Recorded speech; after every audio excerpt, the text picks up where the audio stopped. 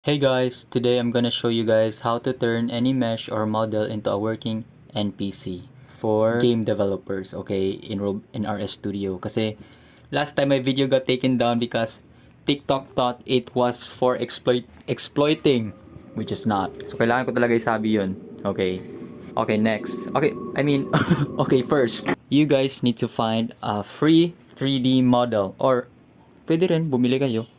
And right now, I need a foot model kasi nag-comment sa video ko that I should add a foot.